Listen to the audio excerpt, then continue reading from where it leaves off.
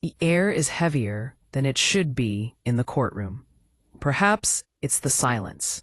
Perhaps it's the crowd, every seat filled, every spectator leaning forward the way people do when they sense something big is coming. Or perhaps it's the way the Brown family sits separated, a few feet apart, yet hundreds of miles away from each other emotionally. I stand near the back, setting this unfolding mess to you as it comes, as it feels. Janelle sits with her hands clutched so tightly in her lap, her knuckles have turned white. Christine keeps looking toward the door, as if she's expecting someone to burst in with one last warning. And Robyn looks like she's barely holding herself together, her chest rising and falling fast, eyes already swollen from crying. Kody, though, he sits differently. He leans back in his chair, jaw clenched, trying to project the confidence he doesn't truly have. His knee bounces, though. He can't hide that. But the real center of the room right now is Meri. The woman who had spent decades swallowing her pain now stands with all of it trembling through her fingertips. She rises slowly, like someone who has rehearsed this moment in nightmares, hoping she'd never have to live it in real life.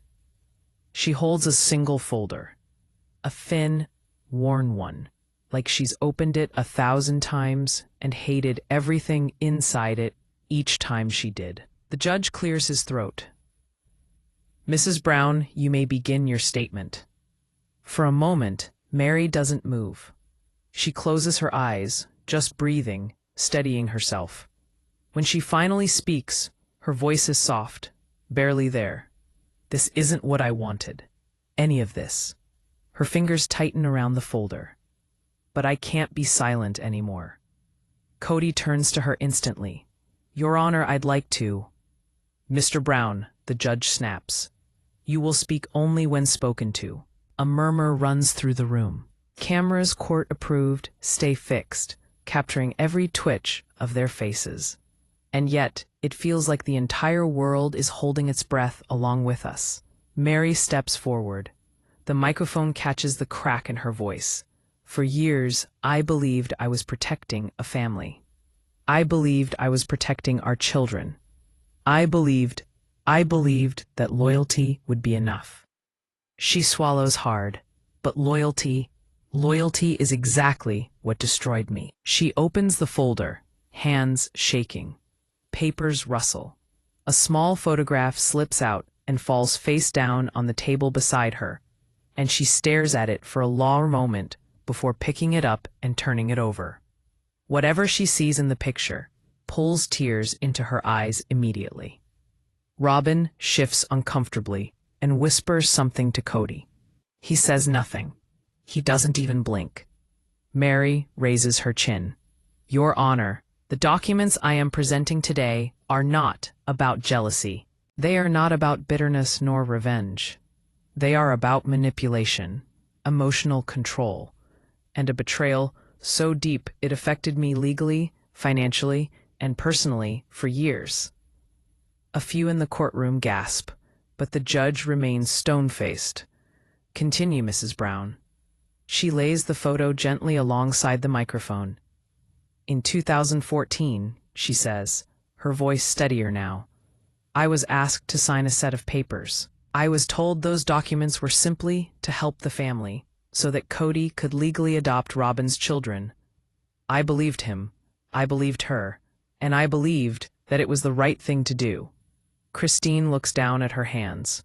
She knows exactly what Meri is talking about. She lived through the fallout. But what I didn't know, Meri continues, was that the documents I signed were not what I was told they were. And no one, not Kody, not Robyn, ever explained the real consequences. Kody's knee stops bouncing. His face tightens. Your Honor, Meri says, before I go any further, I need the court to understand that I didn't come here lightly. I have carried this silence for too long, and the truth has cost me everything. The judge nods. What truth are you referring to? Meri hesitates, just for a moment. that the papers I signed did more than end my legal marriage. They transferred ownership, assets, rights, and they removed me from something I should never have been removed from. A murmur ripples through the courtroom, like a wave thrown against a wall. Janelle looks up abruptly, staggered. Christine's eyes widen. Even Robyn's crying slows, her face snapping toward Meri, mouth slightly open in shock. The judge leans forward, clasping his hands. Mrs. Brown, are you alleging fraudulent misrepresentation? Yes, Meri says. I am. The words go through the room like a slap. The air even feels sharper. Kody blurts, she's twisting everything. She knew exactly what she was signing. The judge's voice booms. Mr. Brown, one more interruption and you will be removed. The ensuing silence is oppressive. Meri doesn't look at him, not even once. She continues softly, what I signed wasn't explained to me, and 2 signatures were added that day that I did not consent to. 2 signatures that changed the meaning of the document entirely. Robyn wipes her face, shaking her head. That's not true, Meri. You know that's not true. But Meri doesn't respond to her. She keeps her attention on the judge. Your Honor, the reason I'm here today isn't to undo the past. It's to expose the pattern behind it. The manipulation, the coercion, and, her voice cracks again, and the secret that was kept from all of us for years. People in the stands begin leaning forward. Journalists scribble wildly. Kody's mouth tightens. He knows what's coming. You can see it on his face. Fear, pure, heavy, sinking fear. Meri puts one last paper on the stand. And because what I signed wasn't just for the adoption, she whispers, it was connected to something else, something bigger, something I wasn't told existed. Christine slowly gets up, whispering, Meri, what did they make you sign? Meri gazes after her, tears finally spilling. I didn't just sign away the marriage, she says. I signed away proof. Proof of something Kody hid from all of us. A collective inhale sweeps through the courtroom. Even the judge's expression shifts. Just barely, but enough to show he's no longer neutral. What she's about to say next will tilt the entire case on its head. Don't blink, because this moment changes the entire direction of everything that follows. The judge clears his throat. Mrs. Brown, what proof are you referring to? Meri closes the folder, clutching it as if it were the last part of herself that she still owned. She looked at the judge, then at Kody, and finally at the audience behind her, at us. Her voice is soft, but it lands like thunder. The proof, she says, that Kody and Robyn kept a secret from the entire family, one that involves a child, a DNA test, and a lie that has lasted more than a decade. Kody leaps out of his chair. You don't know what you are doing. Security pushes forward. The room erupts. Robyn clutches his arm, crying, Stop, stop it, Kody. But Meri doesn't look at him. She just stands there, steady now, stronger than she's been in years. And with the entire courtroom spinning into chaos, she says the final line of Session 1. Your Honor, before I show the evidence, I need protection. It takes a full minute for the courtroom to settle. Though settle might be the wrong word, people aren't calming down. They're just being forced quiet by the sheer pressure of what Meri just revealed. Even the judge seems shaken, and judges, they don't get shaken easily. They've seen every kind of lie, betrayal, broken family, shattered marriage. But this is different. This is a whole family unraveling in a room where the truth finally has nowhere left to hide. Security stands near Kody now, ready for another outburst. He paces, behind the defense table, like a man cornered by his past.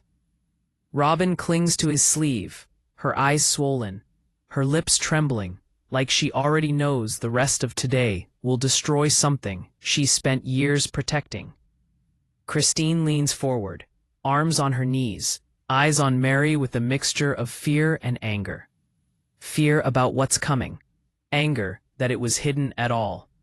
Janelle remains still, statuesque, but her breath is sharp and unsteady. She's trying to be strong, but you can see every muscle in her jaw tightening. And Meri clasps that folder to her chest, like the contents inside are alive, like they can burn her if she doesn't hold them tight enough. The judge finally speaks. Mrs. Brown, approach. His voice is placid, his manner unruffled. But his eyes, they are those of a man who is certain this case is no longer simple. Not by a long shot. Meri steps closer, her heels soft against the polished floor of the courtroom. Her hand touches the witness stand again as she breathes slowly. The judge is looking at her with a look that's halfway between concern and anticipation. Mrs. Brown, he says, you have mentioned a document that was signed under alleged false pretenses. You have mentioned assets, rights, and legal standing, but you also mentioned a child and a DNA test. Before we proceed, I need you to clarify exactly what was withheld from you. Meri's voice is small at first. It wasn't only withheld from me, Your Honor. It was withheld from all of us. A wave of whispers sweeps through the crowd again, softer now, more afraid. She opens the folder and before showing anything, she speaks directly to the judge. I want to give the context first, because nothing about that day made sense at the time. Only later did the truth reveal itself. Kody snaps. She's making this sound like a conspiracy. Mr. Brown, says the judge sharply, if you interrupt again, I will hold you in contempt. Kody closes his mouth, but his nostrils flare in anger. Meri looks down at the papers. It started with a conversation in our living room. She says, I remember the exact day, the exact tone, the way Kody looked at me. The cameras weren't there. It wasn't filmed. It wasn't part of the show. It was late at night, and everyone else had gone to bed. She stops, her voice shaking. He said the family needed unity, that his role as a father was being questioned because of legal inconsistencies. He said Robyn's children needed protection, that I could help the family one last time. One last time, Christine whispers to herself, shaking her head. Meri continues, he told me that if I didn't sign the papers, the whole family would break apart. That the kids, my kids, would see me as the one who ruined everything. Her voice breaks, and for years, he made me believe that was true. The judge leans forward. What happened when you signed the documents? Meri swallows. I didn't see every page. I wasn't allowed to. I was handed 3 pages to sign. And later I found out the full document was 9. Again, gasps burst around the room. Even the court stenographer pauses for a heartbeat before continuing to type. Janelle looks horrified. Christine closes her eyes, shaking her head in disbelief. Robyn stage whispers, That's not how it happened. But her words have no conviction. She sounds terrified. Meri slides a paper toward the judge. It's tremoring in her hand. This is a copy of the full document, acquired through a subpoena. Kody's face turns red. He knows what's on those pages. The judge studies the papers silently. The silence draws out long enough for the tension to strangle the room. Mrs. Brown, he finally says, Section 4. What is this referring to? Meri looks down. Her voice lowers to a painful whisper. It refers to property ownership.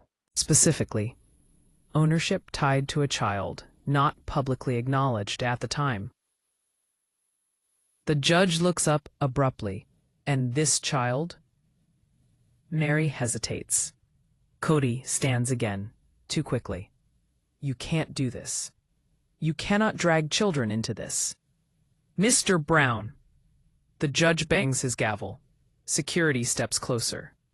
Robyn is crying now, clutching her chest and whispering something that sounds like, "Please don't say it, Meri. Please." The judge's tone softens slightly as he turns back to Meri. "Mrs. Brown, if you are comfortable, please proceed." She nods. "It refers," she says slowly, painfully, "to a child tied genetically to one of the adults in the family, but whose paternity was hidden." The room seems to stop breathing. Every single spectator stops dead in his tracks. Christine's eyes widen so dramatically, it looks painful. Janelle's mouth opens slightly. Robyn curls inward, as if bracing for an impact. And Kody looks like a man who has just watched his whole world fall through the floor. The judge clears his throat. "Mrs. Brown, are you suggesting that the DNA test you were talking about earlier concerns this child?" "Yes." "And that the results were concealed?" "Yes." "And you did not know this when you signed the papers?" "No," Meri whispers. "I didn't know anything." At that moment, her voice breaks completely. Not loudly, not dramatically, but quietly, as when a bone breaks within the flesh. She wipes her cheeks with the back of her hand. "I spent years thinking I was the problem, that I was the reason the family was falling apart, that if I had just been more patient, more loving, more understanding, that maybe I could have held us together." She exhales shakily, but the truth is, they were hiding something that would have changed everything. About the marriage, about the family, about Kody. Robyn suddenly speaks up through tears. "You don't understand. You don't know the whole story." Meri turns to her. "For once, Robyn, let me speak." Robyn's face crumbles. "When I finally saw the complete document," Meri continues, "I realized that the adoption was not the only objective. There was a clause joining the transfer of my marital rights with the safeguarding of information about the child's parentage." Christine looks as if she is about to faint. Janelle holds onto the side of her seat. The judge quietly asks, "Safeguarding? From whom?" Meri's voice is barely audible. "From the public. From the children. From the other wives. From me." The judge leans back in shock. "And the DNA report confirms what?" Meri looks him dead in the eyes. "That Kody Brown is the biological father of a child he swore wasn't his." The room erupts. People stand. Reporters shout. Kody slams his hands against the table. Robyn sobs openly, shaking violently. Security rushes to keep order. The judge pounds the gavel, yelling for silence. Among the mayhem, Meri quietly sets one more paper on the stand. A recording transcript is. Her voice shakes as she says, "This is part of the conversation where Kody admits he knew and hid the truth from all of us." Gasps explode across the room. A color drains from Kody's face. For the first time, the judge looks at him not as a father or husband, but as a man with something to hide. The silence in the courtroom hangs thick like smoke. It is a silence that does not still, but suffocates. No breath stirs, no whisper. Not even the scratching of pens on notepads from reporters, who for the first time today look too stunned to write anything at all. Kody is frozen, eyes fixed on the transcript, lying on the judge's bench, as if it's a ticking bomb. Robyn buries her face in her hands, her shoulders shaking with quiet, frantic sobs. Christine is pale, clinging to the edge of her seat. Janelle sits bolt upright, face drained, eyes fastened on Meri in a mix of shock and something deeper. Betrayal, maybe. Heartbreak. Both. Meri stands alone at the witness stand. But for the first time, she doesn't look small. She doesn't look scared. She looks exhausted, yes, destroyed even. But she also looks done hiding. Done protecting everyone but herself. Done letting secrets ruin her. Exhaling, the judge pulls off his glasses, rubbing the bridge of his nose. "Mrs. Brown," he says slowly, "you're alleging that a child's paternity was intentionally concealed by Mr. Brown, and that documents you signed were part of that concealment." "Yes," Meri says softly. "And you have a recording of Mr. Brown acknowledging prior knowledge of the biological relationship." "Yes." The judge slides the transcript back toward her. "I'll need the original audio file before this is entered into evidence." "You'll have it," Meri says. "My attorney has it ready." Kody suddenly brings his hand down on the table. "This is insane. You don't understand how families work. How plural families work." His voice cracks on the last word. "You're taking everything out of context." The voice of the judge is ice. "Mr. Brown, sit down." Kody does, but not because he respects the order. He sits because his legs look like they might give out under him. Meri wipes her cheeks and continues, "Your Honor, I didn't know about the DNA test until 2 years ago. Someone sent it to me anonymously. At first, I thought it was fake. I didn't want to believe it. I didn't want to believe he would hide something this big. Not from me, not from the kids, not from the other wives." Christine whispers, "Who sent it?" Meri hesitates. "I don't know. But whoever it was, they knew what it meant. They knew I needed to see it." "Mrs. Brown," the judge interrupts, "we are not really concerned with who sent this paper at this moment. What is important is whether this is a genuine document or not." Meri nods. "It is genuine. The original lab confirmed it." The judge turns to Kody. "Mr. Brown, do you dispute the validity of this test?" Kody's face contorts. "I contest everything. I contest the lies, the manipulation, the—" Meri cuts him off, her voice trembling but firm. "You contest it because you've been doing it your whole life. Lying, covering, blaming all of us instead of yourself." The room inhales in unison. Kody glares at her, his tone low and venomous. "You don't know what you're talking about." "Oh, I do," Meri says quietly. "I know more than you think." The judge nods towards her. "You may continue." "Mrs. Brown." Meri closes her eyes, as if steadying herself. "The child isn't mine, isn't Christine's, isn't Janelle's, and isn't publicly acknowledged as Robyn's." A sudden sharp gasp breaks from the gallery. Even the judge looks startled. Kody's face empties of color. Robyn stops crying and looks at Meri with wide, frightened eyes. Christine's mouth falls open. "Meri, are you saying?" Meri nods slowly. "Yes. The child is attached to a completely different woman altogether." A storm of whispers, shock, snapping heads, and wide eyes sweeps through the courtroom. Janelle shakes her head in disbelief.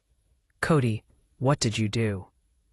Kody stands again, voice shaking. "You're twisting everything. This isn't how it happened. You don't understand the circumstances." The judge bangs the gavel. "One more outburst, and you will be escorted out." Kody slumps back down into his seat. Meri's voice softens. "I'm not saying this to hurt anyone. I'm saying it because the truth has been weaponized for years. Hidden to protect reputations. Hidden to control us. Hidden to keep the family loyal. Even when there was nothing left to stay loyal to." She takes a shaky breath. "It was Christmas, 2 years ago. The child was about 13 then. Old enough to understand things. Old enough to ask questions." The courtroom falls silent. I came into the kitchen and Kody was on the phone. He didn't see me. He was talking to somebody he hadn't talked to in a long time. And the way he talked, it wasn't the way he talks to us. It was gentle, desperate, scared. Her voice cracks. I heard him say, "She can't find out. None of them can." Christine brings her hand to her mouth, eyes filling with tears. Meri continues in a shaking voice. I didn't know who he meant. But then, a week later, an envelope came in the mail. No return address. Inside was the DNA test. She pauses, her eyes wet, and the moment I saw the names, I knew. The child wasn't a stranger. They were connected to someone from Kody's past. Someone he said he had cut ties with long before any of us came into his life. The judge bends forward. Mrs. Brown, are you insinuating that the child belongs to a previous relationship of Mr. Brown's? No, Meri whispers. It was conceived after the family was already established. A wave of gasps runs throughout the courtroom.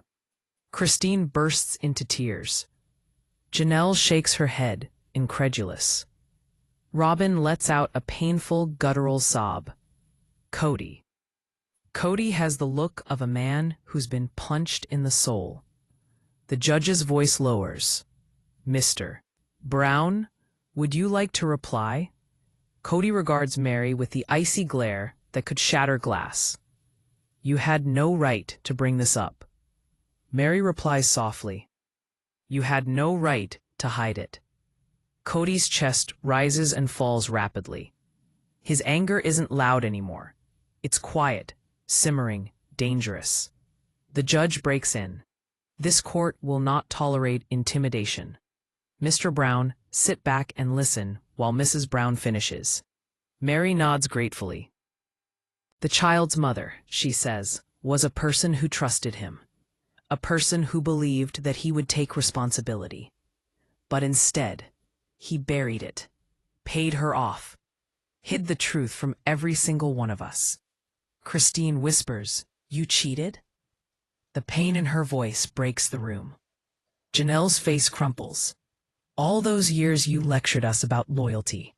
Robyn says something in a whisper that no one hears. Meri pulls out the last paper in her folder. This is the proof that he admitted the child was his. A written statement, signed by him, dated, with his handwriting. Kody lunges forward, but is immediately blocked by security. That was never supposed to be seen, he yells. It was private legal mediation. Meri looks at him with a quiet sadness. You kept it private to protect yourself, not us. The judge takes the document, peering closely into its face. His jaw tightens. This will be entered into evidence, he says. Kody slams his fist onto the table, shaking with anger. You don't understand. This will destroy my relationship with my kids, Meri says, whispering. They deserved the truth. The judge takes a deep breath. Mrs. Brown, is there anything else you wish to add before we break for recess? Meri nods slowly. Yes, one thing. The room falls silent. She looks directly at Kody, her voice soft and devastating. You didn't just hide the child, Kody. You concealed the motive behind it.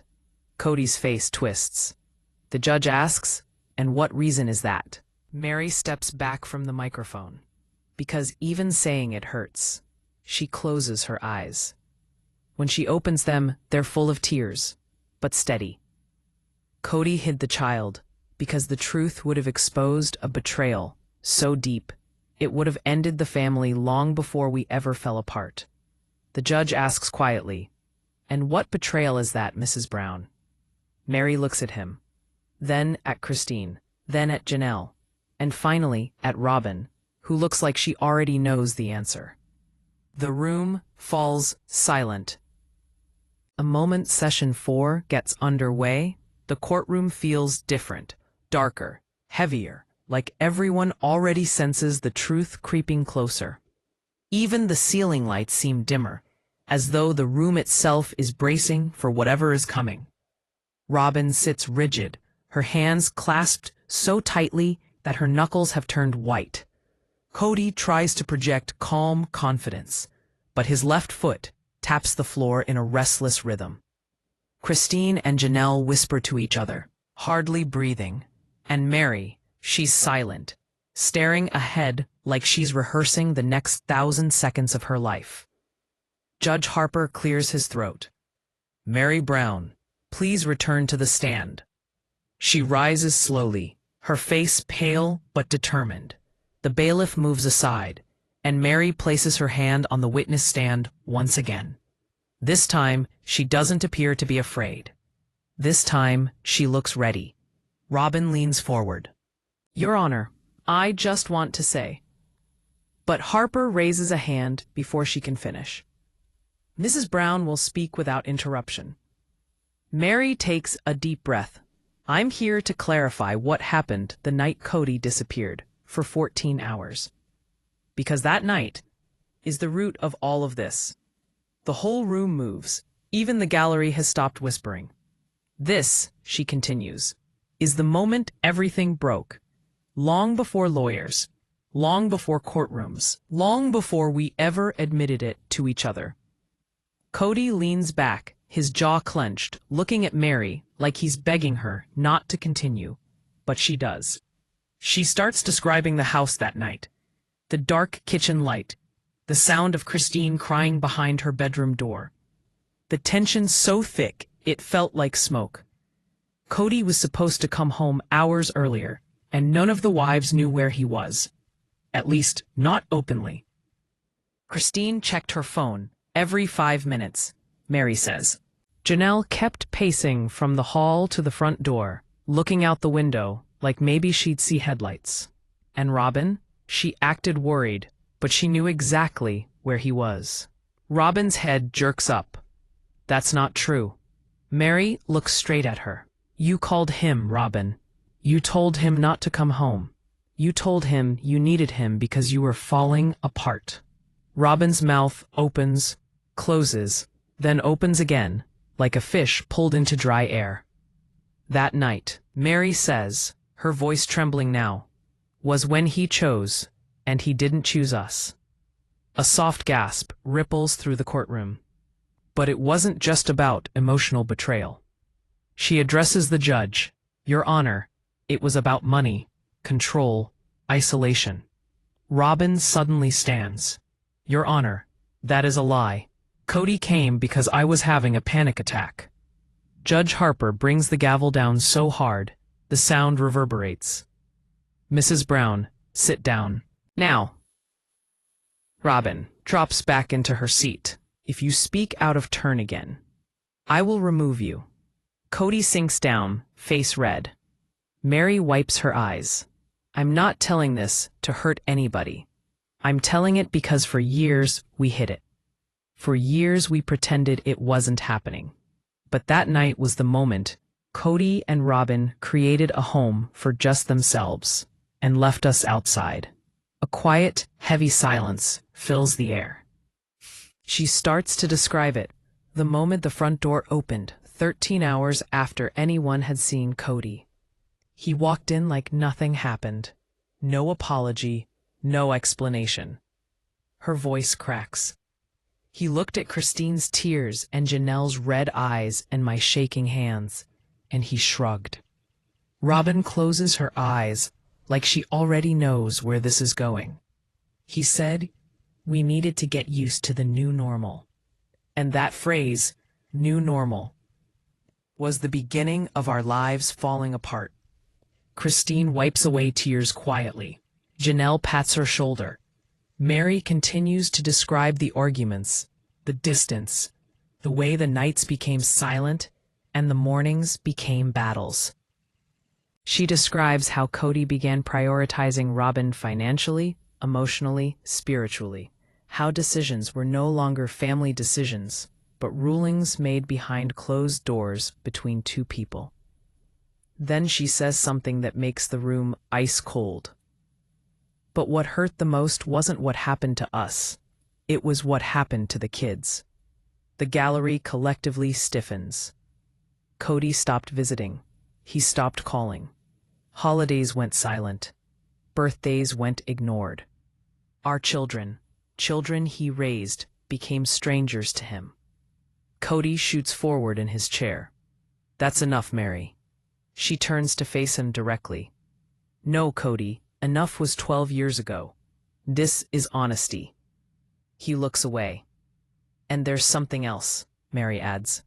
Something I never thought I'd have to say in front of strangers, cameras, and a judge. The air thickens, charged with dread. A ripple goes through the room. Judge Harper raises an eyebrow. What document? Meri steadies herself. The one Robyn had Kody sign. The one that separated the finances before the family even broke. The document that made sure she and her kids got everything, while the rest of us got nothing. Robyn shoots up again, voice cracking. That is not what it was. It was a protection plan, not a manipulation. Christine speaks up from the gallery. Then why didn't you tell us you filed it behind our backs? The courtroom erupts, people murmuring, gasping, craning their necks. Harper bangs the gavel several times. Order. When the room settles, he looks at Meri. You had this document with you? Meri nods slowly. Yes, and there's a signature on it that doesn't look like Robyn's. Robyn freezes. Harper blinks. What do you mean? Meri swallows. I mean, the signature on the second page is different.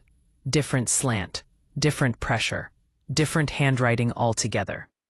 A sudden tension sucks the oxygen out of the room. Robyn whispers, Meri, don't. But Meri stands taller now. Your Honor, we believe there's a forged signature, and we believe it was used to lock us out of family assets. Now even Kody looks shocked. You think someone forged my wife's signature? He asks in stunned surprise. Meri doesn't look away. Yes, and we think it was done to cover up something much bigger. The judge leans forward. Mrs. Brown, are you ready to name whom you suspect of forging it? The room instantly falls silent. You could hear a teardrop.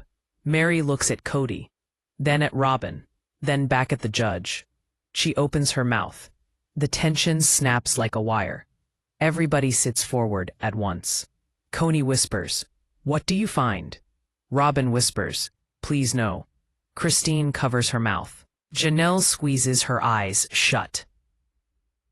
Meri reaches into her bag. She pulls out a small, sealed envelope. She holds it up, speaking in barely a whisper. This changes everything. The courtroom hushes to a silence that is almost reverent. Every breath, each creaking chair, every heartbeat reverberates off the walls as Meri holds up the sealed envelope. It's thin, frayed at the edges, like it has been handled and rehandled by uncertain, shaking hands. Judge Harper adjusts his glasses. Mrs. Brown, what is in that envelope? Meri looks down at it, her fingers tightening, as if she's afraid it might slip away.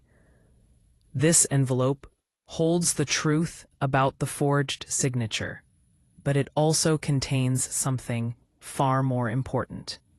Something that proves why this family ended the way it did. Kody leans forward sharply enough that his chair scrapes loudly. Meri, what did you find? Who gave you that? Her voice barely rises above a whisper. Someone who wanted to stay anonymous, but someone who saw everything. Robyn's breath stutters, clutches the table. This is ridiculous. This is another one of her emotional traps, but Harper raises a hand. Mrs. Brown, you will remain silent unless called upon. Robyn's jaw trembles, but she complies. Meri breaks the seal with careful fingers. The tear of the paper echoes through the room like a crack of thunder. Inside is a single folded document. She unfolds it, slowly, painfully, and lays it on the evidence stand. A murmur rolls through the courtroom. A handwriting analysis. This isn't some petty accusation anymore. This is real evidence. Meri continues. We didn't want to accuse anyone without proof, so we hired someone to compare the signature on Robyn's supposed financial agreement with her known signatures from other documents. Kody runs a hand through his hair, his eyes flicking nervously between the judge and Robyn. And, Judge Harper asks. Meri grips the stand. The expert says the signature on the document is not Robyn's. A stunned silence sweeps over the room. Robyn turns pale ghost white. That's impossible, she whispers. That can't be right. But Meri's voice pushes forward with gathering force. And the expert found something else, Your Honor. Something that floored us. The judge leans forward. What was it? Meri inhales the most shuddery breath, and her ribs feel like they may crack. They found similarities between the forged signature and Kody's handwriting. Gasp explosions erupt in the courtroom. A woman in the gallery covers her mouth. Someone else mutters, "No way." The bailiff instinctively takes a step forward, as if expecting an outburst. Kody springs to his feet, crimson rising to his face. "That is a lie. I would never forge my wife's signature." The judge's voice booms. "Sit down." Kody vacillates, fists clenched, then slowly lowers himself back into his seat. But the rage, raw and overwhelming, radiates off him in waves. Robyn turns to him, eyes wide with betrayal. "Kody, tell me this isn't true. You would never, right?" But he doesn't answer. He can't. His jaw locks, his eyes stare down, and something unravels in his expression that no one expects. Fear. Real human fear. And that alone sends a ripple of realization through the room. Judge Harper raises a hand, signaling her to proceed with care. "In the envelope," she says quietly, "there's also a statement, written by the person who saw Kody sign that document, alone." After hours, in paper, Robyn's breath catches. Who, she snaps. Who wrote it? Who would lie like that? "You know who." Robyn shakes her head hard. No, they would never betray us. They wouldn't." But Meri finally says the name. "Your daughter, Aurora." Robyn's entire body goes limp. Once more, a collective gasp runs through the courtroom. This one different. Heavier. More personal. Robyn whispers, her voice breaking apart like shattered glass. No, she promised she'd never get involved. She promised. But Meri talks softly, yet firmly. "She only did it because she thought it was the right thing. Because she saw you drowning, Robyn. Because she knew the truth would come out eventually." Kody slams his hand on the table. "This is insane. Aurora's a kid. She doesn't know what she saw." But Judge Harper glares. "Mr. Brown." One more outburst, and you will be escorted out. Kody freezes, but the anger within him boils dangerously. Meri says, her statement says, that she walked into the office late that night to ask for help with homework. She saw the document on the desk, saw the pen in Kody's hand, and saw that he was trying to recreate Robyn's signature. Robyn begins to cry, deep, shaking, helpless tears. "Kody, you told me you would never do anything behind my back again." But Kody can hardly talk. "I was trying to protect our future. By forging my name," Robyn's voice cracks violently. "By locking out the other wives, by destroying the only stability we had left." The silence in the courtroom is painfully fake. You could hear the echo of every breath. Meri continues with a trembling voice. "Aurora didn't understand it then, but she does now, and she knew the truth would tear this family apart if it stayed hidden." She pauses, scanning the faces before her. "And Your Honor, this is why we're here. This isn't about jealousy. This isn't about favoritism. This is about fraud, manipulation, and a betrayal so deep it nearly destroyed everyone involved." Judge Harper raises the report, his eyes scanning it intently. He reads a bit to himself, then turns to Kody with a glance that can cut through steel. "Mr. Brown," he says slowly, This evidence is damning. Do you have anything you'd like to say before I make a ruling on the admissibility of this document? Kody wipes his forehead, sweat shining under the lights. His mouth opens, but no words come out. For the first time, Kody Brown has nothing to say. Robyn sobs softly, her shoulders shaking. Christine stares at the floor. Janelle grips her seat, her knuckles whitening. Meri tries to steady her breathing. The judge lays the document down carefully. We shall proceed with this evidence. Robyn whimpers. Kody closes his eyes. Then Judge Harper says, and this changes the direction of the whole trial. Kody flinches. Robyn gasps out loud, placing her hands over her mouth. Even the attorneys appear to be shaken. The judge continues. This may lead to charges far beyond the scope of this courtroom. Fraud, misrepresentation, possible financial exploitation.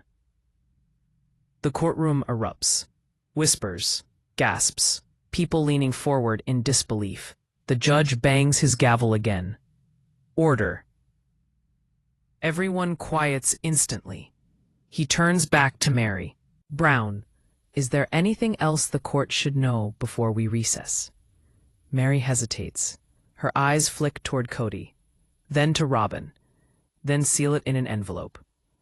Yes, she finally says. There's one more thing. Everyone tenses. One more piece of evidence we found. One more truth explaining why Kody wanted that document hidden and why he needed Robyn's signature, real or forged. The judge nods. Present it. Meri takes a deep breath. A long, painful, reluctant breath. Your Honor. Her voice shakes, almost breaks. This last piece proves that Kody wasn't just trying to protect Robyn financially. She swallows hard. He was trying to hide a second secret account. Robyn jerks upright. Kody's hands clench into fists. The gallery gasps again. And that account, Meri says, her voice shaking, was opened 8 years ago. Judge Harper narrows his eyes. What kind of account? Meri shuts her eyes for a moment, before forcing them open. A trust fund, she whispers, for a child none of us knew existed. The room explodes. A scream, a gasp, a dropped phone. Robyn's chair skids back as she stands in shock. Christine covers her mouth, eyes wide. Janelle says hoarsely, "No, oh my God." Robyn stumbles backward, tears pouring down her face. Kody rises from his chair so abruptly that it falls over. Meri, stop. But it's too late. The truth is out, and the courtroom is never the same again.